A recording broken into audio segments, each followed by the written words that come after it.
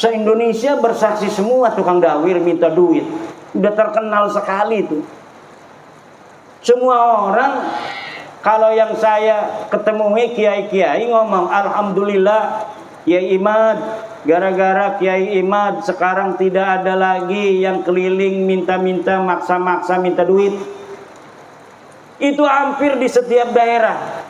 Sampai wakil Rais Am PBNU ketemu saya nggak mau sebut namanya, takut nanti dimarahin. Ketemu saya, Kiai Imad, setelah Kiai Imad ini nggak ada lagi tuh yang keliling-keliling ke rumah minta-minta duit katanya. Jadi yang didawir itu pengurus MWCNU, bukan hanya tingkat MWC, tingkat ranting, tingkat Suriah pun mereka berani dawir. Suriah, PBNU berani didawir sebelum bab nasab ini. Sampai-sampai itu Rais Suriah PWNU Jawa Tengah, Kiai Sodakoh, saya pernah lihat di YouTube-nya. Saya kangen nama Habib, katanya beberapa tahun ini nggak ke rumah-rumah saya. Saya pernah lihat YouTube-nya itu. Premen orang itu sebesar yang menisbatkan orang yang bukan cucu Nabi diomong cucu Nabi. Itu ida bi Rasulillah. Walladzina yuduna Rasulullah lahum adzabun alim. Orang yang menyakiti Rasulullah itu akan mendapatkan siksa yang besar. Bagaimana coba orang yang bukan cucunya Nabi berbuat zina, minum-minuman, narkoba dan sebagainya, sering itu sekali ada di berita. Kemudian kita masih meyakini mereka sebagai cucu Nabi. Lalamun umpamane sing di nisbataken orang-orang soleh semua mah nggak banyak gitu. Tapi orang soleh iku mungkin bohong, orang gede dosane itu. Tapi kalau sudah ini yang dinisbatkan orang-orang yang tidak pantas akhlaknya begitu, na'udzubillah, ini lahum adzabun alim.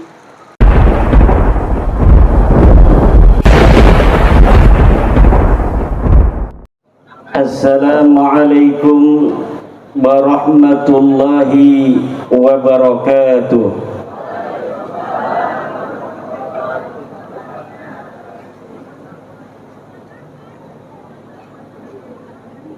Alhamdulillahil malikil hakim, al-jawadil karimil azizir rahim. فالطريق إليه واضح للقاصدين والدليل عليه لائح للناظرين والصلاة والسلام على سيدنا محمد وعلى آله وصحبه الطيبين الطاهرين. اللهم صل على سيدنا محمد صلاة تجعل بها هذا المعهد معهدا مباركا بالعلوم النافعة والتلامذة الكثيرة ومملوءا بالحكمة، وجعلنا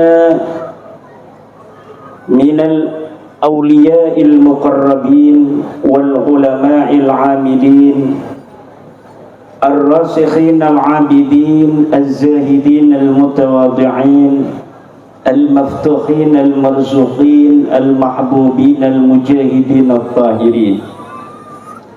يا حي يا قيوم يا حنان يا منان يا ديان يا سلطان يا ذا الجلال والإكرام. أما بعد، فيا أصحاب الفضائل حضرات المكرمين, para alim, para ulama, wabil khusus guru kula sedaya saking Trenggalek, Ayahanda Ki Haji Nur Khatib Sahibil Bait,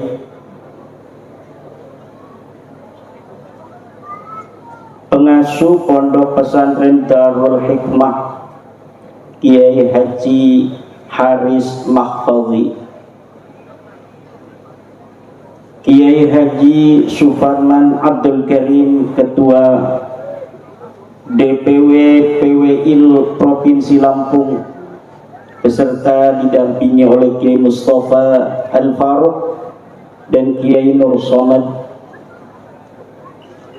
para kiai-kiai yang lain, ibu nyai semuanya yang hadir, baik ibu nyai pertama maupun kedua.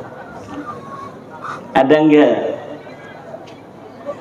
Semuanya yang saya hormati, Bapak Bupati Lampung Tengah, Bapak Camat, Ketua PCNU Lampung Tengah, Ketua PWI Lampung Tengah, para wali santri yang hadir, yang tadi menyaksikan anak-anaknya yang berprestasi.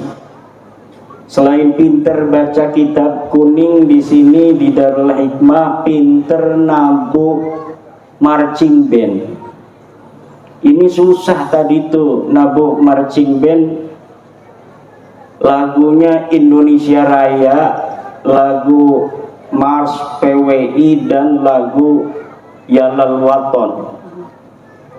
Ini kalau bukan orang-orang cerdas susah itu. Tapi santri Darul Hikmah tadi kita saksikan bersama begitu lihai untuk memainkan marching band. Ibu bapak hadirin ma'asyiral muslimin rahimakumullah. Pada malam hari ini alhamdulillah kita diundang bersama oleh sahibil barokah Kiai Haji Haris, pimpinan Pondok Pesantren Darul Hikmah. Ini namanya saja Darul Hikmah.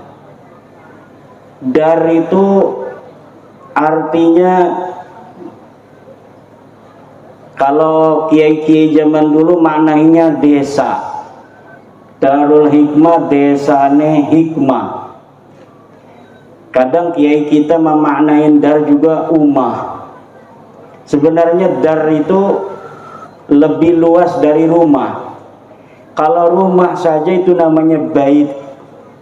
Tapi kalau rumah beserta pagernya, ada sumurnya di luar, ada kandang bebeknya, kandang ayamnya, kandang kambingnya, itu disebut semuanya itu dar. Tapi kalau rumahnya saja itu namanya bait.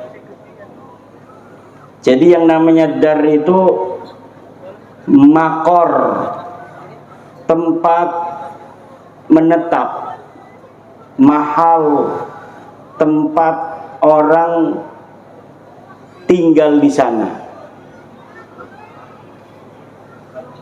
Tetapi ada kekhasan mayudaru alaihi bil judran, sesuatu yang diiteri oleh tembok, itu namanya dar. Jamaknya itu ada darun diarun, ada darun duarun, ada darun adwurun, banyak jamaknya itu. Sedangkan al-hikmah yang dimana pondok ini dikasih nama dengannya, ini maknanya luar biasa. Yu'til hikmata man yasha, kata Allah. Wa may yu'tal hikmata faqad utiya khairan katsira wa ma yadhakkaru illa ulul albab.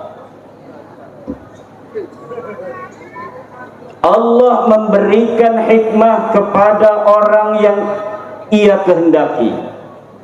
Dan barang siapa orang yang telah diberikan hikmah, maka ia telah diberikan kebaikan yang sangat besar, sangat banyak, dan tidaklah mengingat itu kecuali ulul albab.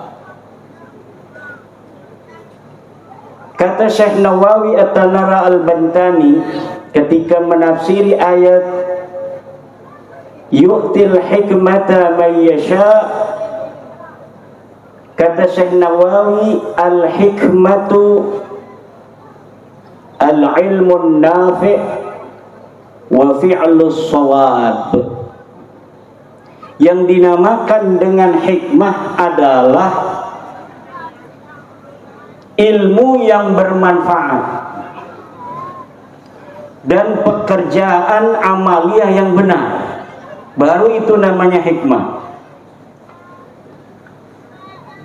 Wa mafhumul mukhalafati min qawli Syekh Nawawi At-Tanara Al-Bantani, ilmu yang bermanfaat saja tidak bisa disebut hikmah kalau orang yang memilikinya pegawaiannya ora bener.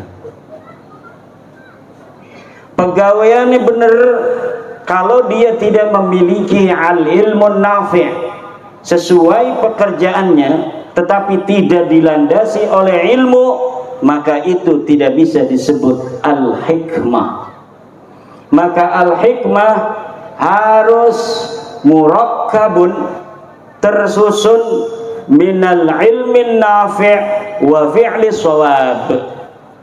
Harus tersusun dari ilmu yang bermanfaat dan dari amaliyah yang benar.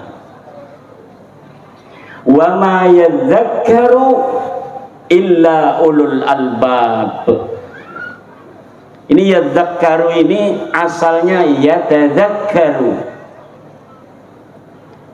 Temutawaannya diganti dengan huruf dal, yadzakkaru. Kemudian diidghamkan yadzakkaru. Maka maknanya yadzakkaru, temutawaannya tetap hadir walaupun gak ada di dalam dohir.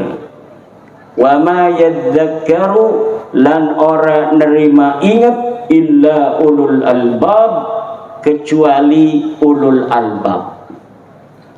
Saha anu dingaranan ulul albab? Kayaknya wong Sunda nih kene iki. Ngacung wong Sunda. Aya bae wong Sunda. Jawa, Sunda, Lampung bersatu untuk Indonesia. Siapa ulul albab? Orang yang mengerti akan hikmah. Alladzina yastami'una al-qawla fayattabi'una ahsanah. Ulaika hadahumullah wa ulaika hum ulul albab. Orang yang mengerti akan hikmah hanya ulul albab. Man hum ulul albab? Siapa ulul albab? Alladzina yastami'una al-qawla fayattabi'una ahsanah. Orang-orang yang mendengarkan pendapat-pendapat orang, fayattabi'una ahsanah, maka yang akan diikuti oleh dia hanya yang baik-baik saja. Pendapat boleh banyak, tetapi yang harus kita ikuti adalah pendapat yang al-ahsan. Ma huwa al-ahsan? Al-ahsan laisa bihasan. Baik saja tapi tidak ahsan. Kalau ulul albab, maka dia akan mengikuti pendapat yang ahsan, yaitu qaulun lahu dalil, pendapat yang ada dalilnya. Pendapat yang tidak ada dalilnya matruk, harus ditinggal. Ini baru ulul albab. Alladzina yastami'una al-qawla fayattabi'una ahsana. Apa saja kita boleh dengar di YouTube. pendapat tentang apa saja, tetapi yang harus kita ikuti hanya satu, yaitu ahsanah. Apa itu? Yang lahu dalil, yang ada dalilnya. Anu eueuh dalilan ulah diturutan. Ngerti teh ya? Anu teu aya dalilna diturutan. Sing ora ana dalile, kiai itu dituruti. Ini adalah orang-orang yang akan tersesat. Orang-orang yang tersesat adalah anak-anak pramuka yang lagi mencari jejak. Ada petunjuk ke kiri, dia ke kanan. Ada petunjuk ke kanan, dia ke kiri. Makanya guru-guru kita ngajarin kitab kuning, itu semua santri harus pegang kitabnya. Untuk apa? Agar dia itu bisa untuk menguji dalilnya. Kalau ngaji orang tua begini, ceramah kan nggak bisa langsung menguji apa betul yang dikatakan oleh penceramah ini. Jangan-jangan yang dikatakannya tidak sesuai dalil. Tapi santri diajarkan kalau dia ngaji, dia harus punya kitabnya. Ketika dia melihat kitabnya, gurunya akan menyesatkan, maka tidak bisa. Karena dia tahu bahwa di kitabnya bukan seperti itu. Begini juga tentang segala hal yang dari masa lalu diyakini sebuah kebenaran. Ketika dalil itu telah nyata, maka yang tidak punya dalil harus ditinggalkan. Apa saja? Imam Asy-Syafi'i radhiyallahu anhu mengatakan, idza shahhal hadisu fa huwa madhhabi. Kalau sahih sebuah hadis, maka dia adalah madhabku. Karena bisa jadi Imam Syafi'i yang hidupnya 204 Hijriah, ketika itu ada para sahabat-sahabat Nabi yang berhijrah ke Habasyah, yang berhijrah ke Maroko, yang berhijrah ke Yaman. Kemudian Imam Syafi'i tidak mendapatkan hadis itu karena beliau tinggal di Madinah, kemudian pindah ke Irak, kemudian pindah ke Mesir. Bisa jadi ada hadis-hadis dari sahabat yang didapatkan dari Rasulullah, tetapi Imam Syafi'i belum mendapatkannya. Maka ketika masa Imam Syafi'i masih hidup, Imam Syafi'i wanti-wanti, idza shahhal hadisu fa huwa madhhabi. Kalaulah sahih kalian menemukan sebuah hadis, maka itu adalah madhabku.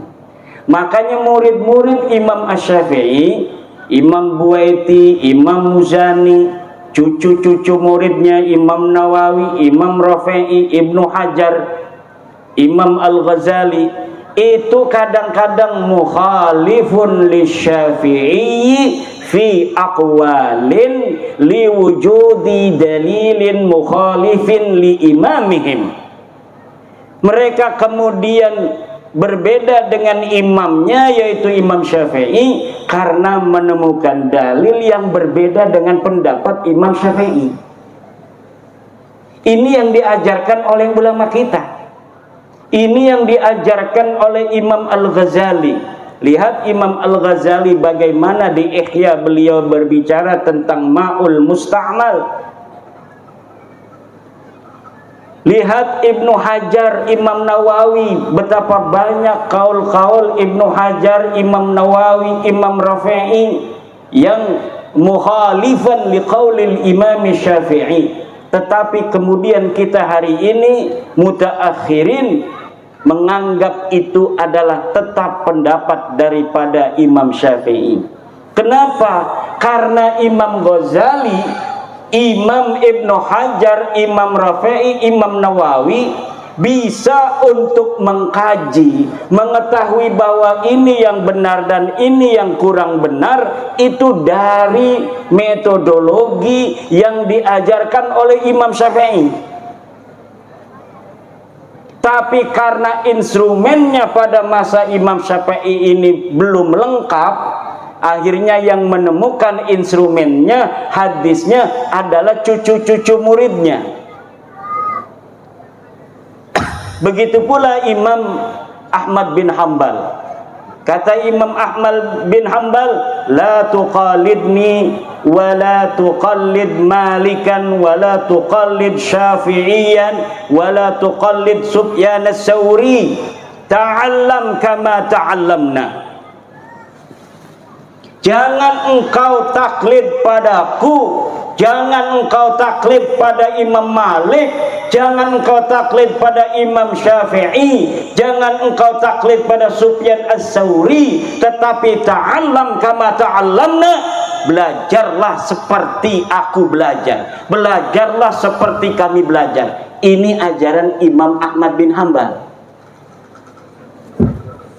Maka ketika anak-anak murid daripada Imam Malik balagha darajata Malikin fil fiqhi, maka para murid Imam Malik mendirikan madhab sendiri. Imam Maliknya nggak marah, Kiai Parman, senang punya murid pinter. Begitu pula kenal Abu Hasan al-Asy'ari. Abu Hasan al-Asy'ari ini pendiri, peletak dasar ahli sunnah wal jamaah. Dia murid siapa? Dia orang Mu'tazilah, muridnya Imam Al-Jubai yang juga Mu'tazilah.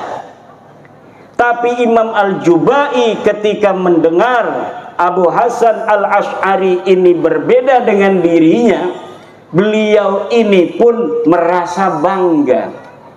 Imam Al-Jubai dari Mu'tazilah memiliki murid pendiri madhab ahli sunnah wal jamaah Abu Hasan al-Asy'ari. Begitu pula Wasil bin Atha, pendiri Mu'tazilah. Murid siapa dia? Dia murid dari Muhammad al-Hanafiyah, murid dari Syekh Al-Hasan al-Basri. Tetapi kemudian i'tazala anil Hasan, beliau beri'tizal dari Hasan al-Basri, artinya berbeda pendapat dengan gurunya. Jadi berbeda pendapat dengan guru dengan berlandaskan dalil, ini diajarkan di dalam tradisi kesejarahan ulama-ulama guru-guru kita. Imam Hashim Asy'ari berbeda dengan Yai Bisri Sansuri dalam beberapa masalah fikih. Berbeda pula dengan Guru Mansur dari Jembatan 5, sama-sama orang NU. Enggak apa-apa dalam masalah hisab. Kemudian dengan Yai Mas Kumambang berbeda dalam masalah tong-tong. Jadi berbeda itu di dalam tradisi ajaran guru-guru kita, bukan berarti itu su'ul adab. Yang penting di dalamnya itu ada dalil, ada ilmu. Maka saya mengarang sebuah syair sholawat tawasul untuk Wali Songo. Di bait yang terakhir saya katakan, ya Rabbi bil khalil iftah kulla talibina waj'alhumu khairam minna wa khairal umami. Ya Allah, bil khalili, dengan barokah Syekh Khalil Bangkalan, iftah kulla talibina, buka hati santri-santri kami, waj'alhumu khairan minna, dan jadikan mereka lebih baik dari kami, wa khairal umami, dan sebaik-baiknya manusia. Ini adalah ajaran guru-guru kita. Dan sebenarnya bapak-bapak, sekarang ini kan ada orang-orang yang berpendapat berbeda dengan gurunya dalam masalah fikih misalnya, itu kemudian dianggap dia tidak barokah. Kalau tidak barokah, harusnya Imam Syafi'i yang tidak barokah pertama kali karena berbeda dengan Imam Malik. Nanti Imam Syafi'i punya murid Ahmad bin Hambal nggak mau ikut pendapatnya Imam Syafi'i. Imam Ahmad bin Hambal mendirikan pendapat madhabnya sendiri. Kalaulah tidak barokah murid yang berbeda dengan gurunya, maka harusnya Imam Ahmad bin Hambal tidak barokah karena dia berbeda dengan Imam Asy-Syafi'i. Kalaulah Muhammad bin Ali Al-Hanafiyah, ini Muhammad ini Al-Hanafiyah, ini anaknya Sayyidina Ali, tapi dia tidak mau mengatakan dirinya Muhammad bin Ali bin Abi Thalib. Kenapa? Karena beliau bukan anaknya Siti Fatimah. Takut ketukar dengan Sayyidina Hasan Husain, disangka beliau anaknya Sayyidatuna Fatimah. Maka beliau menggunakan nama Muhammad bin Al-Hanafiyah. Muhammad anak laki-lakinya perempuan dari Bani Hanifah. Karena Sayyidina Ali menikah dengan perempuan dari Bani Hanifah. Kemudian lahirnya Muhammad Al-Hanafiyah, ulama besar. Kenapa ini Muhammad bin Al-Hanafiyah menjadi ulama besar yang menjadi sebagai panutan para imam-imam madhab berikutnya? Karena beliau hatinya begitu suci. Dari nama ini keberkahan luar biasa. Karena beliau tidak mau namanya ini ketukar, takut nanti kalau Muhammad bin Ali bin Abi Thalib disangka anaknya Sayyidatuna Fatimah. Maka dari situlah ketawaduan dia, keberkahannya. Ibu bapak hadirin ma'asyiral muslimin rahimakumullah. Ada kiai dari Madura. Ini saya ngomong begini ini karena ada kiai dari Madura namanya Kiai Ja'far. Beliau ini lulusan Mekah. Kiai Ja'far lulusan Mekah. Kemudian beliau membaca kitab-kitab saya tentang nasabah Alawi, Kiai Haris. Dibaca oleh Kiai Ja'far, akhirnya Kiai Ja'far berkesimpulan yang sama bahwa Ba'lawi ini bukan cucu Nabi. Kemudian dilaporkan ke gurunya. Dilaporkan ke gurunya ke Mekah. Setelah dilaporkan ke gurunya ke Mekah, gurunya bikin voice note. Setelah bikin voice note, beliau bikin lagi voice note bahwa nanti akan saya buktikan sendiri bahwa betul-betul Ba'lawi ini bukan cucu Nabi. Ada lagi Yai Nur di Jawa Tengah, kiai yang murid-muridnya mendukung saya kemudian dimarahin. Murid-muridnya itu ketika membaca kitab bahwa betul dalam kitab Tahdhibul Ansab 345 Hijriah tidak ada Ba'lawi disebut cucu Nabi.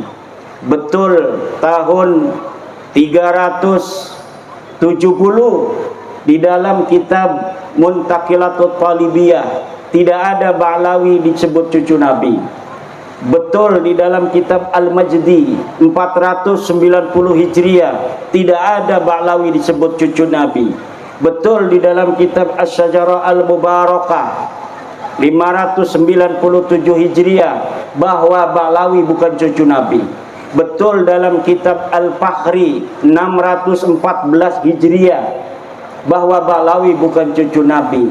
Betul dalam kitab Al-Asili 700 Hijriah bahwa Ba'lawi bukan cucu Nabi. Betul dalam kitab As-Sabatul Muson 787 Hijriah bahwa Ba'alawi bukan cucu Nabi. Betul dalam kitab Umdatul Talib Al-Kubra karya Ibnu Inabah 828 Hijriah bahwa Ba'alawi bukan cucu Nabi. Dia selain membaca, dia kemudian memverifikasi di dalam kitab-kitab yang saya sebutkan. Akhirnya sekarang dia meneliti sendiri, dan menurut Kiai Ja'far bahwa Ba'alawi ini memang bukan keturunan Nabi, dan sebenarnya dia keturunan orang Syiah Ismailiyah. Ini kata Kiai Ja'far.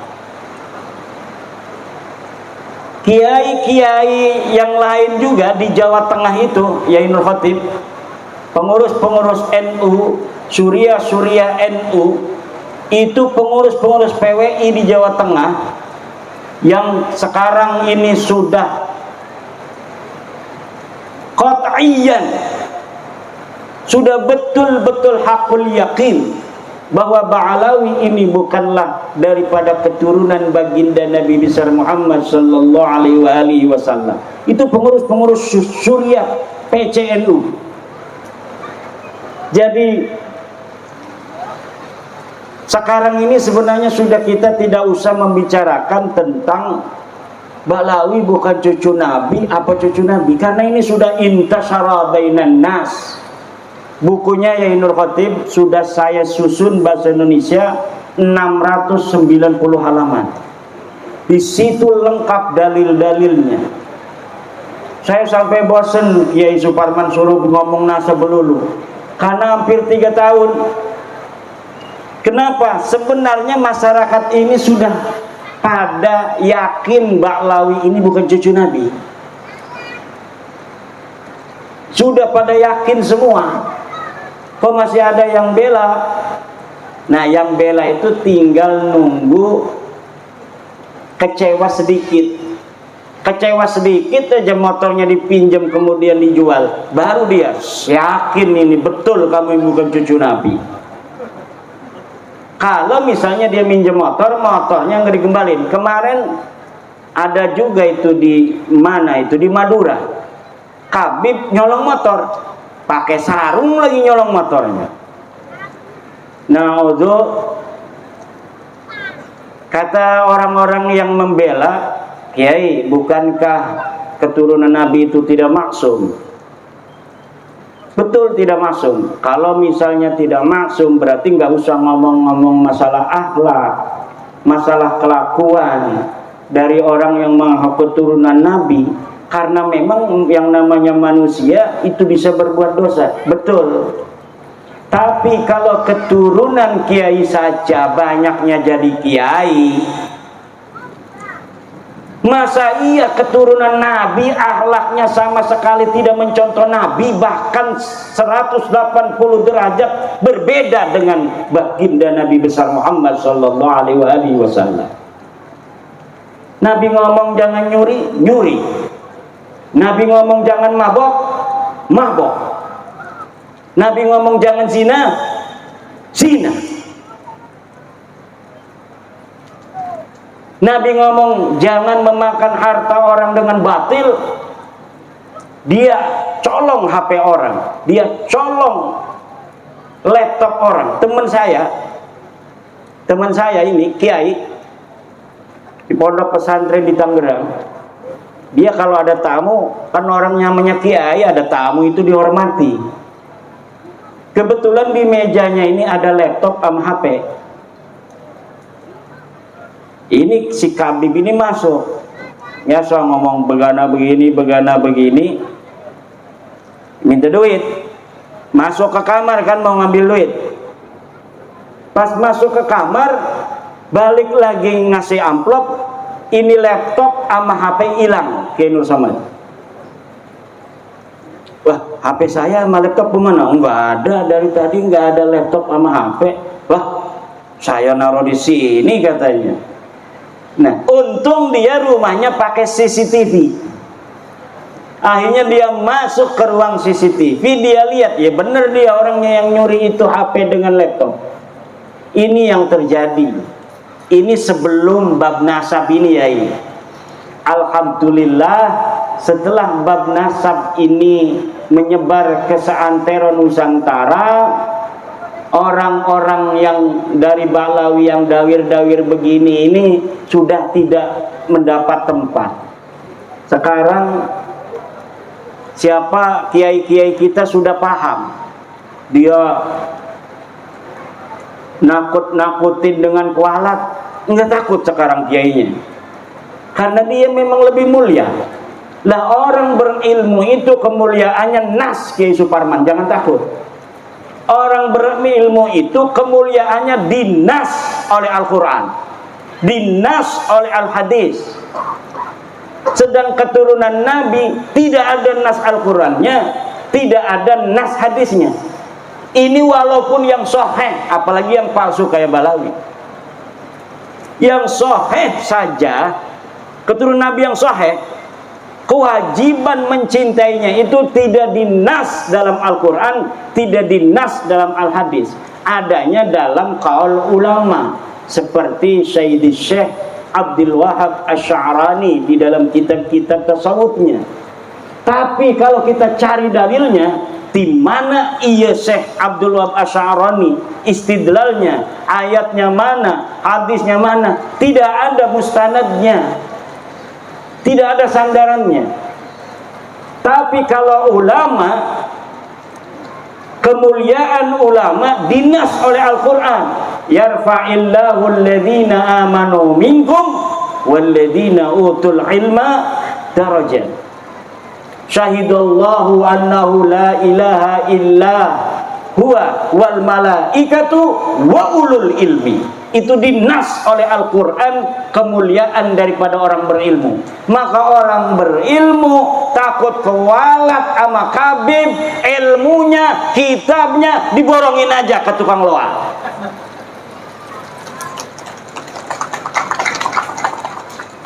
Dia yang harus kewalat kepada kiai, dia yang harus kewalat kepada santri. Kenapa? Ya santri tahu sendiri Kiai Haris. Walaupun Kiai Haris tadi cerita diserneni melulu sama kiai, lah memang kiai begitu. Kiai itu memang begitu. Kadang marah melulu kiai itu. Saya punya guru itu tukang marah banyak. Yang tidak pernah marah juga banyak. Saya mondok di banyak pondok. Ini Kiai Mustafa ini teman satu pondok di Pondok Pesantren At-Thahiriyah. Kiainya marah melulu. Kiainya marah melulu. Mondoknya sama Abuya Dimyati dengan Abuya Suhaimi dari Kronjo Tangerang. Tiga-tiganya tukang marah semua. Murid daripada Syekh Thohir Pelamunan. Jadi Syekh Thohir Pelamunan punya murid Abuya Dimyati, Abuya Hasuri, Abuya Suhaimi. Bikin pondok tiga-tiganya, itu kalau sudah marah, ya begitu. Tapi dimarahin kiai barokah. Alhamdulillah. Saya pernah di setan-setan di babi-babi itu di pondok sama Abayai Hasuri. Barokah. Setan barokah, alhamdulillah. Ya salah kita orang dimarahin itu karena beliau ingin kita belajar yang benar. Ingin kita khairan minhu, lebih baik dari beliau. Setiap guru menginginkan santrinya lebih baik daripada gurunya. Itu ciri-ciri daripada keikhlasan. Maka saya aneh itu kepada kiai yang ketika santrinya membaca kitab-kitab nasab, kemudian menyimpulkan Ba'lawi bukan cucu Nabi, dia malah marah. Katanya siapa saja yang membatalkan Ba'lawi ikut kepada Imaduddin Usman dari Banten, maka tidak barokah. Waduh, ini apa namanya, ini bukan ajaran dari para ulama. Ajaran ulama itu ajaran ulul albab. Ulul albab itu Yai Haris. Kalau Yai Haris aman, kiainya sama. kiainya luar biasa sampai datang kemari. Ulul albab itu alladzina yastami'una al-qaula fayattabi'una ahsana. Orang-orang yang mendengarkan pendapat boleh banyak, tapi yang diikuti hanya yang terbaik. Apa yang terbaik? Lahu dalil, pendapat yang ada dalilnya. Coba Yai Haris, ini mantan Muhyiddin se-Lampung Tengah, ini presidennya Yai Haris. Sekarang Yai Haris ketika sudah merdeka, tadinya abdun ini.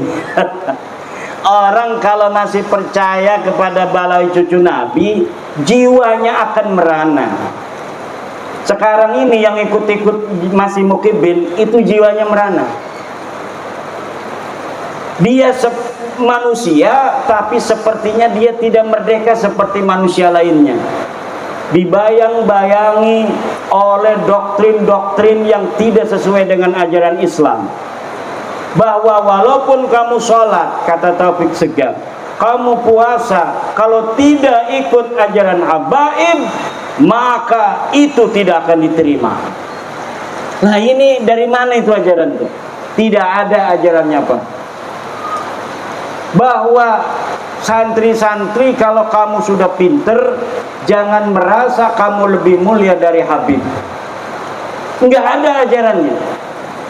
Tidak ada ajaran dalam Islam manusia lebih mulia dari orang lain berdasarkan karena keturunan. Tidak ada.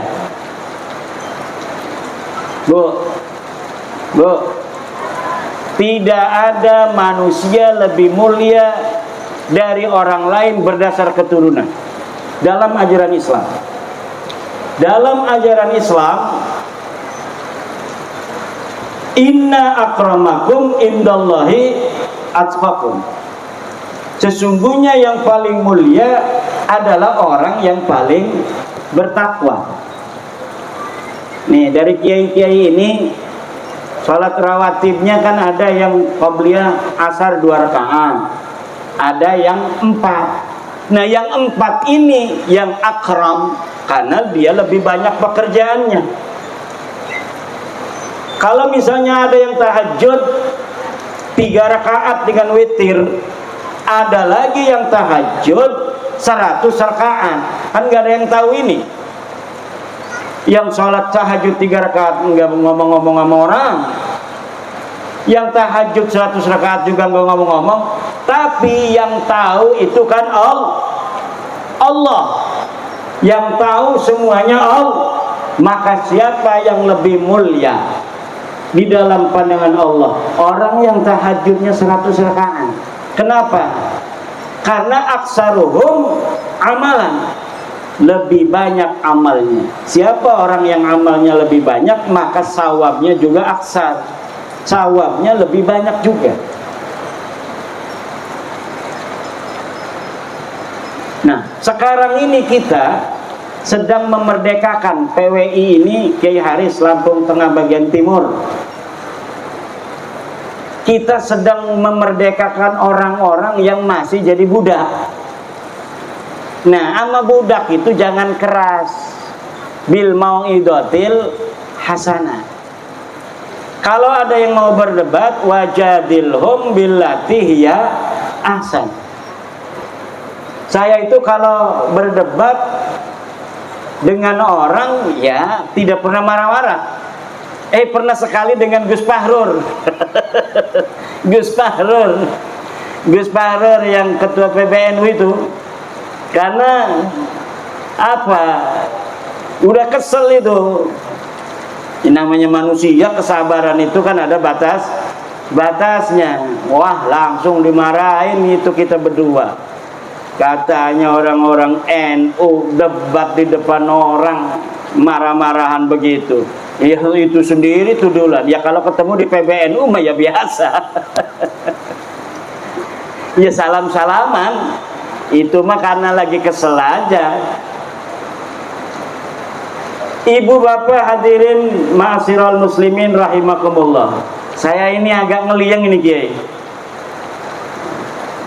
dari Banten datang jam 4, langsung sebentar di hotel-hotelan di Bandar Lampung dengan Kiai Suparman, langsung ke sini.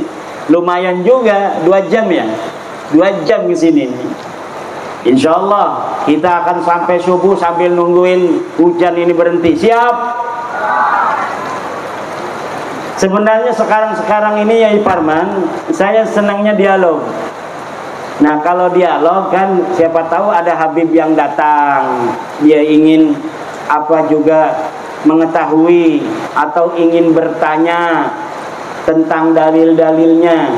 Karena semua dalil-dalil sekarang, framing-framing yang ada di media itu tidak ada dalilnya lagi.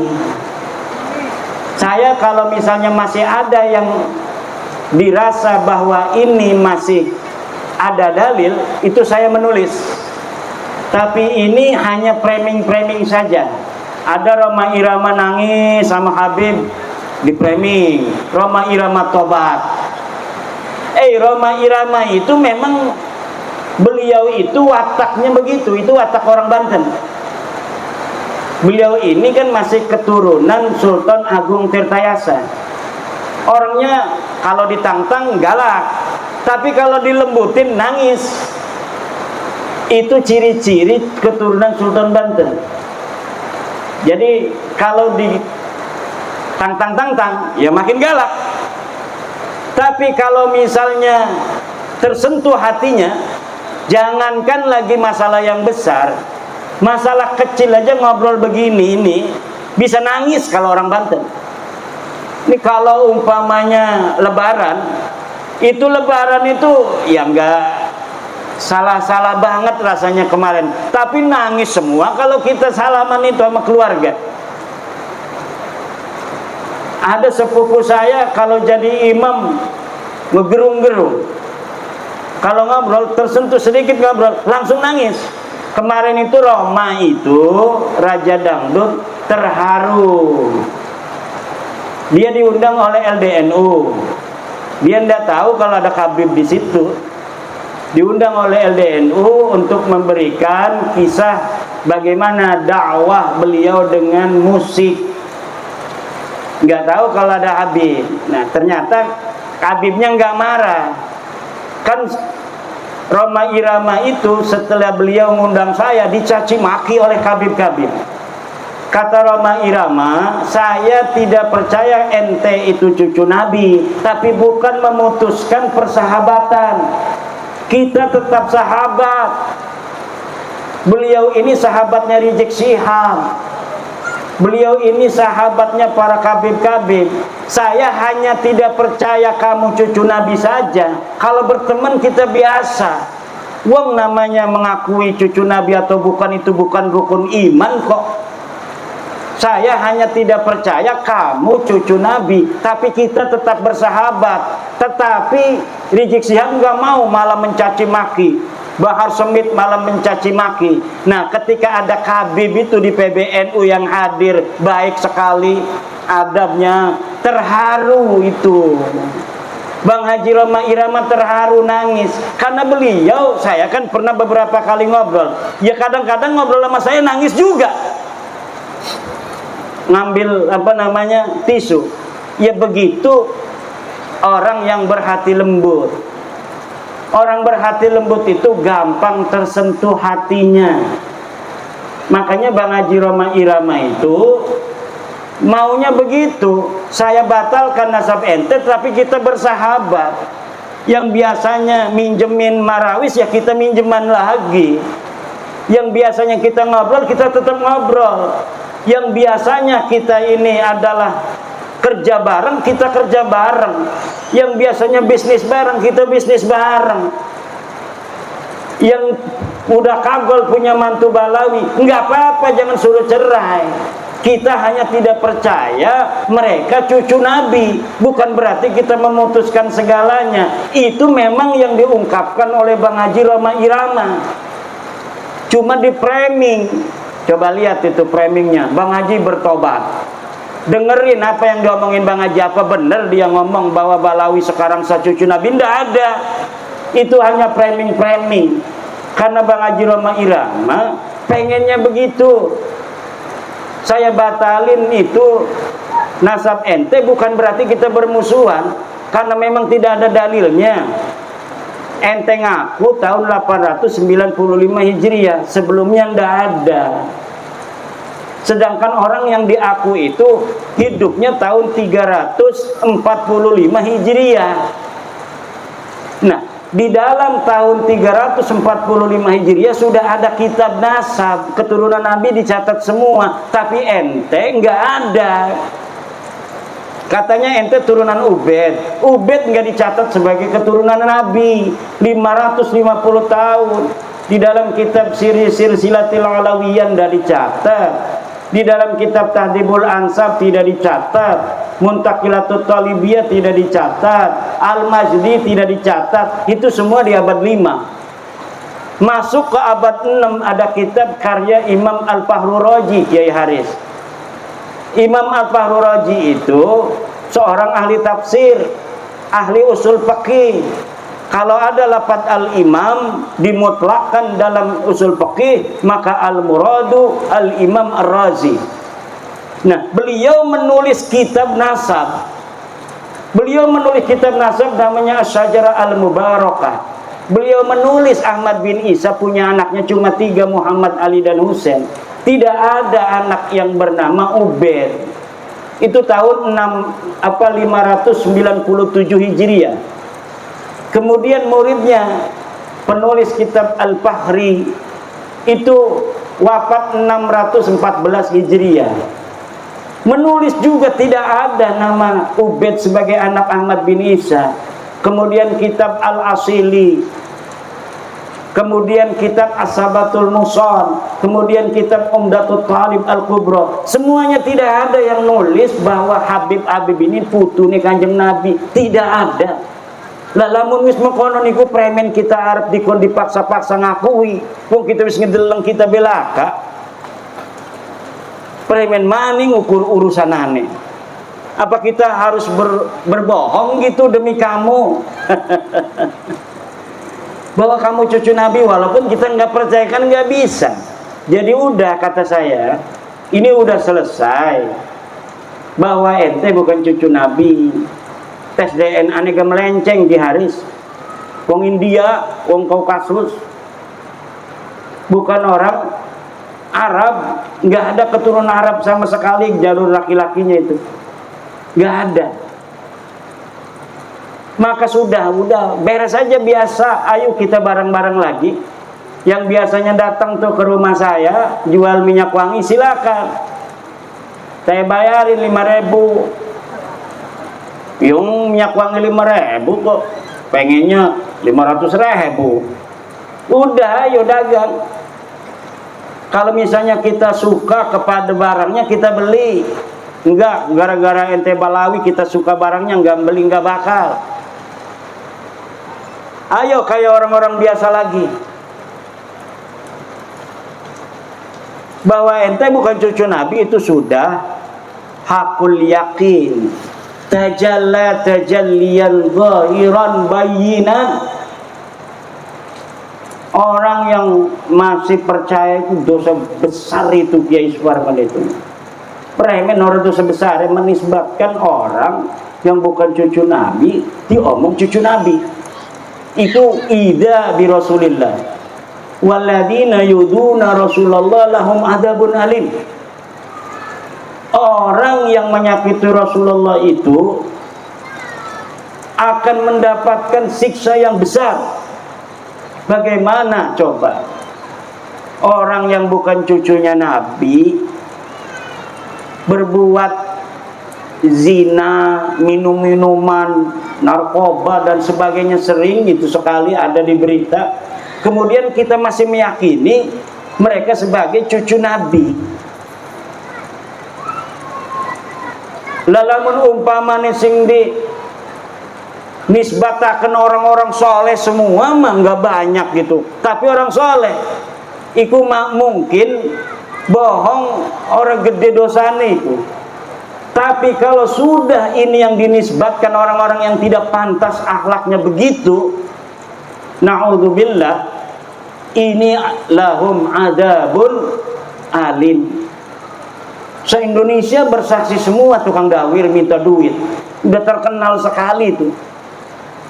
Semua orang, kalau yang saya ketemui kiai-kiai ngomong, alhamdulillah Kiai Imad, gara-gara Kiai Imad sekarang tidak ada lagi yang keliling minta-minta, maksa-maksa minta duit. Itu hampir di setiap daerah.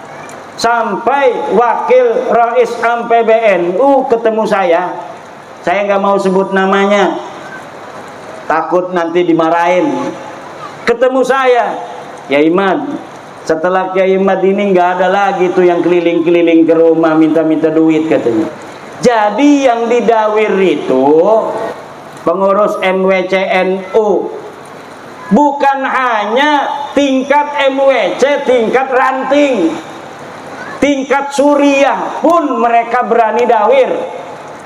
Suriah, PBNU berani didawir sebelum bab nasab ini. Sampai-sampai itu Rais Suriah PWNU Jawa Tengah, Kiai Sodakoh, saya pernah lihat di YouTube-nya. Saya kangen nama Habib, katanya beberapa tahun ini nggak ke rumah-rumah saya. Saya pernah lihat YouTube-nya itu. Nah ini jadi bukan kiai-kiai kampung aja yang didawir, Kiai Parman, sampai kiai PWNU, kiai PBNU itu juga kena dawir. Pertama saya untuk meneliti itu bukan karena dawir, karena memang saya itu tidak berada di daerah yang sering kena dawir. Di daerah saya itu memang tidak kayak di daerah lain. Habib ada, ke rumah saya juga ada, tapi nggak berani maksa gitu. Nah kalau saya dapat cerita di Banyumas, di Kebumen, itu maksa. Makanya kiai-kiai cerita. Nah saya itu meneliti nasab mereka bukan karena dawirnya, tapi karena kesombongan akhlaknya kepada kiai-kiai kampung, kepada kiai-kiai Nusantara. Ini yang membuat saya kemudian meneliti nasab mereka, dan ternyata sudah jelas bahwa mereka bukan keturunan baginda Nabi besar Muhammad sallallahu alaihi wasallam. Yai, udah 11:30 ke Bandar Lampung 2 jam. Besok kita ada acara lagi yang mau ikut dialog. Nah kalau dialog itu nanti tanya jawab. Kalau tanya jawab enak kan?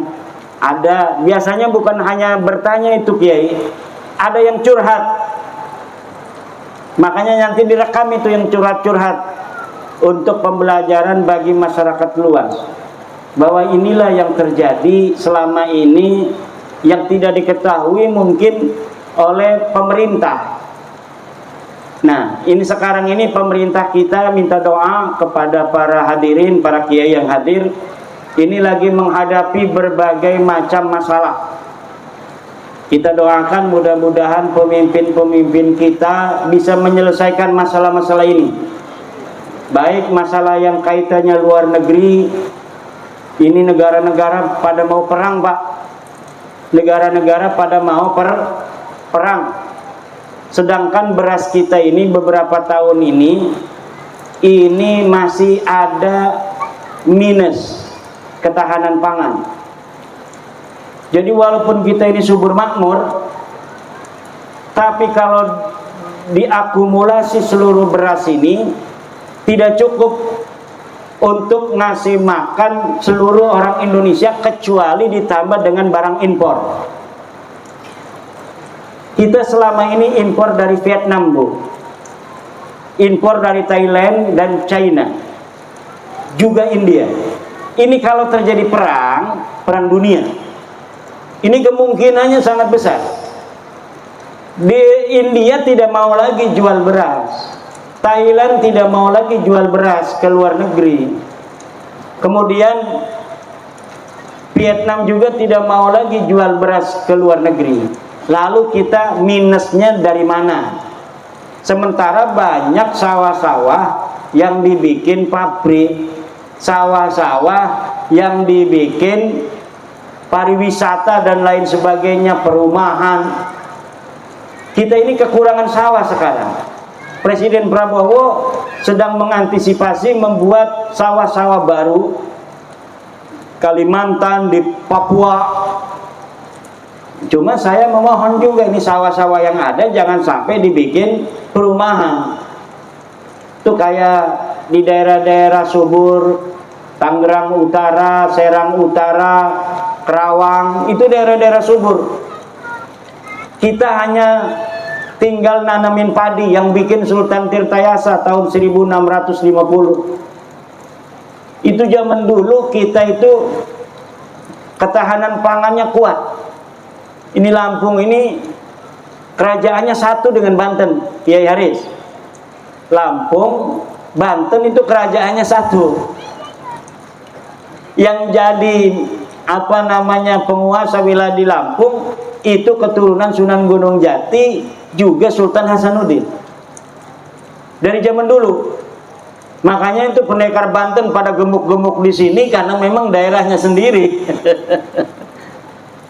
Pendekar Banten pada gemuk karena memang ini daerahnya sendiri secara historis kesejarahan. Oleh karena itu kita doakan Bapak Prabowo supaya bisa mengatasi berbagai masalah bangsa ini. Dan juga kita doakan, ini adik-adik mahasiswa lagi demo juga, demo Indonesia Gelap. Kita jangan menyalahkan adik-adik mahasiswa yang demo, tapi juga kita tidak boleh menyalahkan pemerintah. Pemerintah ini baru beberapa hari. Jadi kita memohon kepada adik-adik mahasiswa boleh berdemo untuk mengaspirasikan apa yang ada dalam pikirannya, tapi tetap menjaga kedamaian, menjaga ketertiban bangsa Indonesia. Juga kepada pemerintah, pemimpin kita, tolong aspirasi adik-adik kita yang sedang ingin didengar untuk didengar. Kemudian apa yang bisa dilakukan dari aspirasi adik-adik kita, laksanakan jika itu logis dan memang sesuatu yang harus segera dilaksanakan.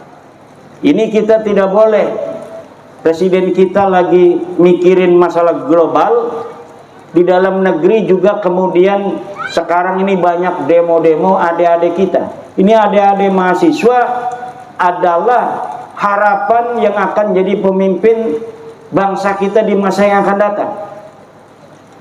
Mereka lah yang akan menggantikan para pemimpin-pemimpin hari ini.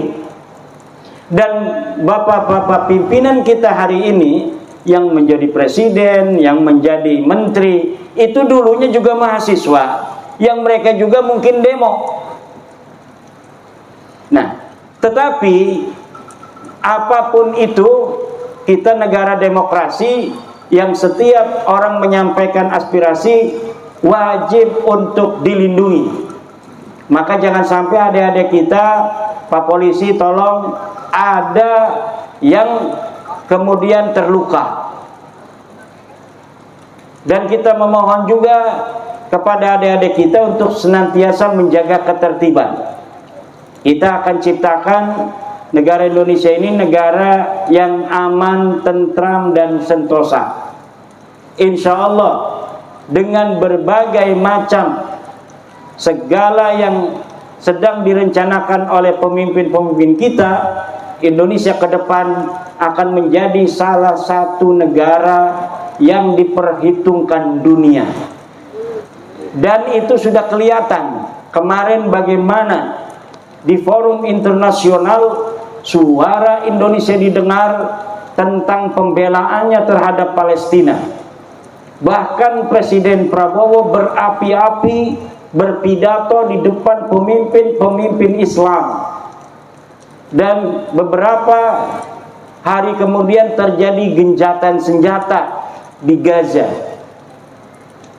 Indonesia ini bapak-bapak memiliki jumlah penduduk muslim terbesar, 270 juta warga Indonesia, hampir 90%-nya itu muslim. Dan dari hampir 90% muslim, 56%-nya NU. Jadi ini luar biasa. Organisasi kita Nahdlatul Ulama adalah organisasi yang terbesar bukan hanya di Indonesia, tapi juga di dunia. Demikian mungkin yang dapat saya sampaikan. Saya berdoa pondok pesantren Darul Hikmah akan menjadi pondok pesantren yang besar, pondok pesantren yang akan melahirkan para ulama, para pemimpin bangsa dan agama. Saya doakan Yai Haris panjang umur, Ibu Nyai panjang umur, terutama guru kita dari Trenggalek, Yai Nur Khatib, moga-moga panjang umur, sehat badan. Semua kiai-kiai yang hadir di sini kita doakan panjang umur.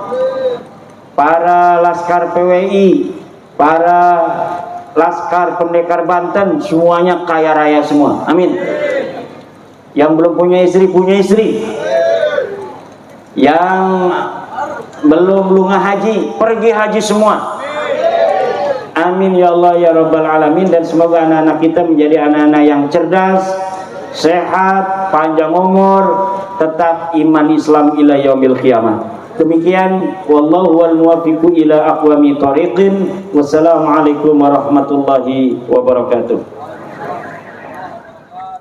Kami adalah laskar sabilillah, pecinta Wali Songo dan para anbiya, pewaris peradaban Islam di Nusantara hingga berkibar bangsa Indonesia.